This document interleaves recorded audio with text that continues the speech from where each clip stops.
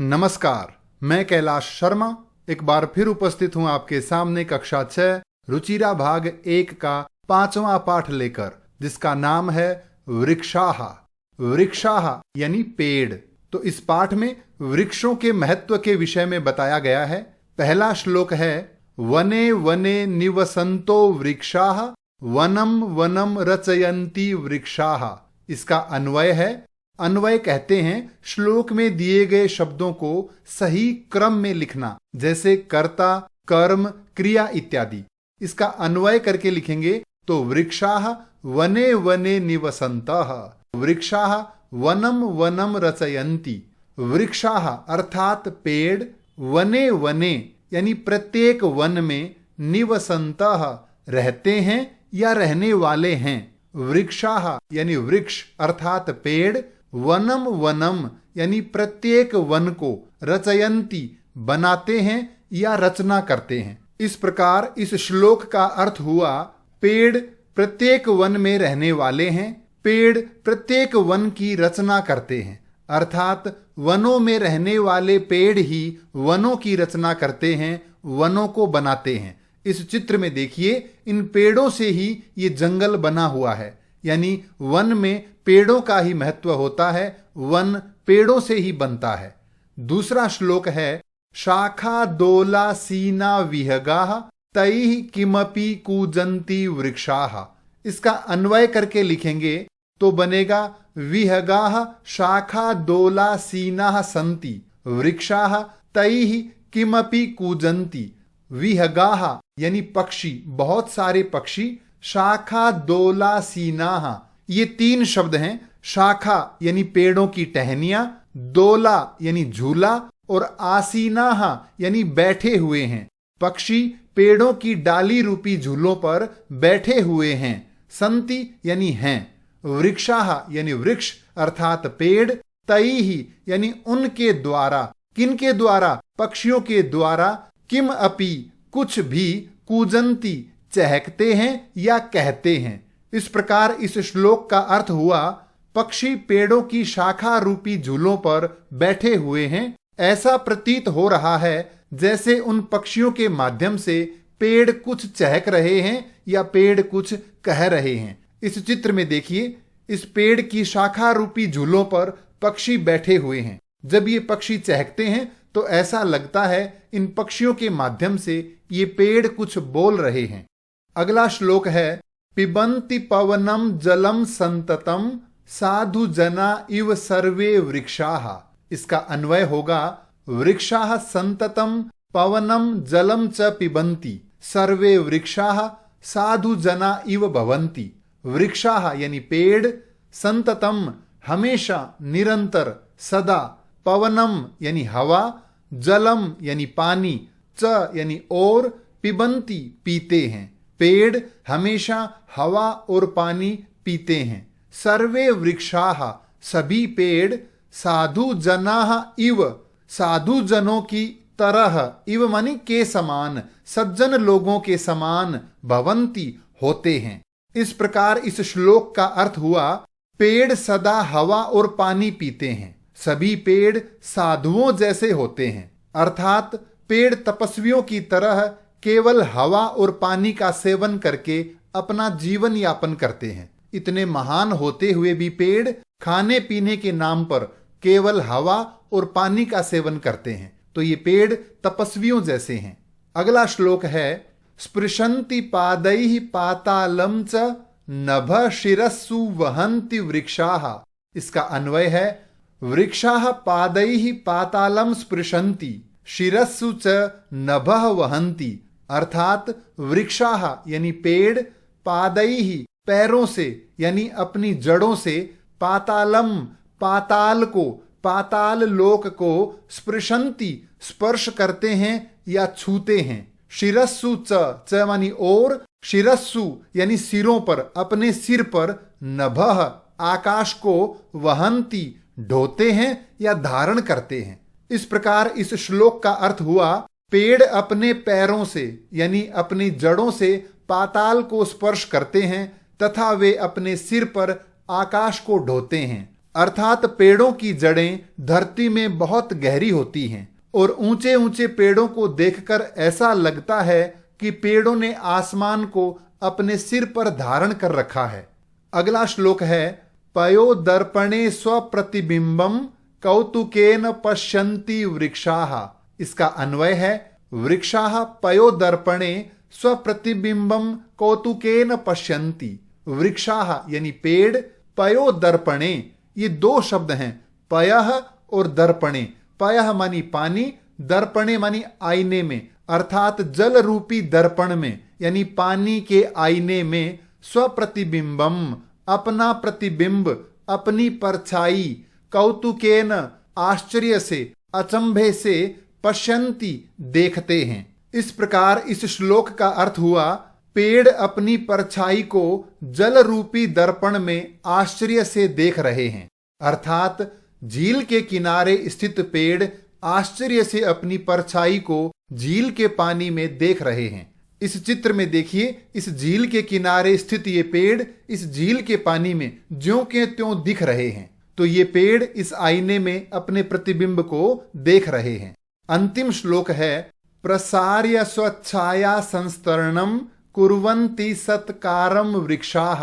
इसका अन्वय है वृक्षाः स्वच्छाया संस्तरणम प्रसार्य सत्कारम कुर्वन्ति। अर्थात वृक्षाः यानी पेड़, स्वच्छाया संस्तरणम, तीन शब्द हैं, स्व, छाया, संस्तरणम। स्व मानी अपनी, छाया मानी छाया और संस्तरणम यानी बिस्तर को, प्रसार्य फैलाकर या बिछाकर, सत्कारम कुर्वन्ति, सत्कारम यानी आदर सत्कार, कुर्वन्ति यानी करते हैं। इस प्रकार इस श्लोक का अर्थ हुआ पेड़ अपने छाया रूपी बिस्तर को बिछाकर सबका आदर सत्कार करते हैं। अर्थात पेड़ अपनी छाया रूपी बिछोने को बिछाकर सभी जीवों को अपनी छाया में विश्राम करने के लिए आमंत्रित करते हैं कि आइए हमारी छाया में विश्राम कीजिए। इस पेड़ को देखें जो अपनी छाया में अनेक लोगों को आश्रय दिए हुए है। इस प्रकार पेड़ बहुत ही महान होते हैं। अब हम चर्चा करेंगे इस पाठ के अभ्यास कार्य के विषय में। पहला प्रश्न है वचनानुसारम रिक्त स्थानानि पूरयत। वचन के अनुसार रिक्त स्थान भरने हैं। पहली पंक्ति है वनम वने वनानि यानी एक वन, दो वन और अनेक वन। इसी तरह से जल का क्या बनेगा? जलम, जले, जलानी अर्थात पानी। बिंबम यानी छाया, तो इससे बनेगा बिंबम, बिंबे, बिंबानी। अगला उदाहरण है वृक्षम यानी एक पेड़ को, वृक्षौ दो पेड़ों को, वृक्षान अनेक पेड़ों को। इसी तरह से पवन शब्द से बनेगा पवनम, पवनौ, पवनान। और जन शब्द से बनेगा जनम, जनौ, जनान। अगला प्रश्न है कोष्ठकेषु प्रदत्त शब्देषु उपयुक्त विभक्तिम योजयित्वा रिक्त स्थानानि पूरयत। कोष्ठक में दिए गए इन शब्दों में सही विभक्ति का प्रयोग करके ये रिक्त स्थान भरने हैं। जैसे एक उदाहरण दिया है अहम रोटिकाम खादामी, मैं रोटी खाता हूं। तो कोष्ठक में शब्द क्या था? रोटी का, और सही विभक्ति लिखी तो रोटी काम। तो पहला है जल शब्द है, इसमें द्वितीय विभक्ति करेंगे तो यहां बनेगा जलम। त्वम जलम पिबसी, तुम पानी पीते हो। दूसरा है छात्रः दूरदर्शनम पश्यति, छात्र टेलीविजन देखता है। अगला है वृक्षाः पवनम पिबन्ति, पेड़ हवा का पान करते हैं, हवा पीते हैं। ताः कथाम लिखन्ति, वे सब कहानी लिखती हैं। अंतिम है आवाम जंतुशालाम गच्छावः, हम दोनों जंतुशाला जा रहे हैं। तीसरा प्रश्न है अधोलिखितेषु वाक्येषु कर्तरि पदानि चिनुत। नीचे लिखे गए इन वाक्यों में कर्ता शब्द चुन के लिखना है, यानी कर्ता कौन है ये बताना है। पहला है वृक्षाः नभः शिरस्सु वहन्ति, पेड़ आकाश को सिर पर धारण करते हैं। अगर कर्तृपद यानी कर्ता का पता करना है तो क्रिया से पूछेंगे कौन, तो क्रिया है वहन्ति यानी धारण करते हैं। तो कौन धारण करते हैं? वृक्षाः, तो उत्तर होगा वृक्षाः। विहगाः वृक्षेषु कूजन्ति, पक्षी पेड़ों पर चहक रहे हैं। तो तो क्रिया से पूछो कौन चहक रहे हैं, उत्तर होगा पक्षी चहक रहे हैं। तो हम लिखेंगे विहगाः। पयो दर्पणे वृक्षाः स्वप्रतिबिंबम पश्यन्ति। जल के आईने में पेड़ अपनी परछाई देख रहे हैं। तो इससे पूछे कौन देख रहे हैं, तो वृक्षाः यानी पेड़ देख रहे हैं। कृषकः अन्नानि उत्पादयति। किसान अनाज उत्पादन करता है। तो कौन उत्पादन कर रहा है, कृषकः यानी किसान कर रहा है। सरोवरे मत्स्याः सन्ति। तालाब में मछलियां हैं। तो कौन हैं, मत्स्याः। तो उत्तर होगा मत्स्याः यानी मछलियां। अगला प्रश्न है प्रश्नानाम उत्तराणि एक पदेन लिखत। नीचे दिए गए इन प्रश्नों के उत्तर एक शब्द में लिखने हैं। पहला है वृक्षाः कैः पातालम स्पृशन्ति। पेड़ किस से पाताल को स्पर्श कर रहे हैं, छू रहे हैं। पेड़ किस से पाताल को छू रहे हैं, पादैहि अपने पैरों से यानी अपनी जड़ों से। वृक्षाः किम रचयन्ति। पेड़ किसकी रचना कर रहे हैं, किसको बना रहे हैं। तो किसकी रचना करते हैं, वनम यानी जंगल की। विहगाः कुत्र आसीनाः। विहगाः यानी पक्षी, कुत्र मानी कहां, आसीनाः बैठे हैं। पक्षी कहां बैठे हैं, शाखा दोलायाम यानी पेड़ की टहनियों के झूलों पर। कौतुकेन वृक्षाः किम पश्यन्ति। आश्चर्य से पेड़ क्या देख रहे हैं, अर्थात जल के आईने में क्या देख रहे हैं, स्वप्रतिबिंबम अपनी परछाई। अगला प्रश्न है समुचितैः पदैः रिक्त स्थानानि पूरयत। दिए गए रिक्त स्थानों में सही शब्द लिख करके इन्हें भरो। प्रथमा विभक्ति में गज शब्द है यानी हाथी। शब्द रूप बनेंगे गजः गजौ गजाः। तो अश्व से क्या बनेगा, अश्वः अश्वौ अश्वाः यानी एक घोड़ा, दो घोड़े, अनेक घोड़े। द्वितीय विभक्ति में शब्द है सूर्य यानी सूरज। शब्द रूप हैं सूर्यम सूर्यौ सूर्यान। तो चंद्र से बनेगा चंद्रम चंद्रौ चंद्रान यानी एक चंद्रमा को, दो चंद्रमा को, अनेक चंद्रमाओं को। तृतीय विभक्ति में शब्द है विडालः यानी बिल्ली। शब्द रूप होंगे विडालेन विडालाभ्याम विडालैः यानी बिल्ली के द्वारा, दो बिल्लियों के द्वारा, अनेक बिल्लियों द्वारा। तो यहां शब्द रूप है मंडूक यानी मेंढक। तो शब्द रूप बनेंगे मंडूकेन मंडूकाभ्याम मंडूकैः। प्रश्न 5 में आगे दिया है चतुर्थी विभक्ति में सर्प शब्द। सर्पाय सर्पाभ्याम सर्पेभ्यः। एक सांप के लिए, दो सांपों के लिए, अनेक सांपों के लिए। तो वानर शब्द से बनेगा वानराय वानराभ्याम वानरेभ्यः। पंचमी में मोदक शब्द से बनेगा मोदकात मोदकाभ्याम मोदकेभ्यः। तो वृक्ष से बनेगा वृक्षात वृक्षाभ्याम वृक्षेभ्यः। षष्ठी विभक्ति में शब्द है जन यानी व्यक्ति। शब्द रूप होंगे जनस्य जनयोः जनानाम। एक व्यक्ति का, दो व्यक्तियों का, अनेक व्यक्तियों का। तो यहां शुक शब्द है यानी तोता। शब्द रूप होंगे शुकस्य शुकयोः शुकानाम। प्रश्न 5 में आगे दिया है सप्तमी विभक्ति में शिक्षके शिक्षकयोः शिक्षकेषु। तो मयूर शब्द से बनेगा मयूरे मयूरयोः मयूरेषु। एक मोर पर, दो मोरों पर, अनेक मोरों पर। संबोधन में बालक शब्द से बनेगा हे बालक हे बालकौ हे बालकाः।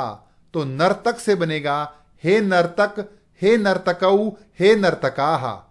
अंतिम प्रश्न है भिन्न प्रकृतिकम पदम चिनुत। दिए गए इन शब्दों में जो भिन्न शब्द है, अलग शब्द है, उसको चुनना है। जैसे गंगा, लता, यमुना, नर्मदा। यहां गंगा, यमुना, नर्मदा ये तीनों नदियों के नाम हैं और लता यानी बेल ये शब्द अलग है। तो यहां भिन्न प्रकृति वाला शब्द हुआ लता। अगला है उद्यानम कुसुमम फलम चित्रम। उद्यानम यानी बगीचा, कुसुमम यानी फूल, फलम यानी फल और चित्रम यानी चित्र। तो यहां चित्रम शब्द को छोड़ दें तो ये तीनों पेड़ या बगीचे से संबंधित हैं। तो भिन्न प्रकृति वाला शब्द हुआ चित्रम। अगला है लेखनी, तूलिका, चटका, पाठशाला।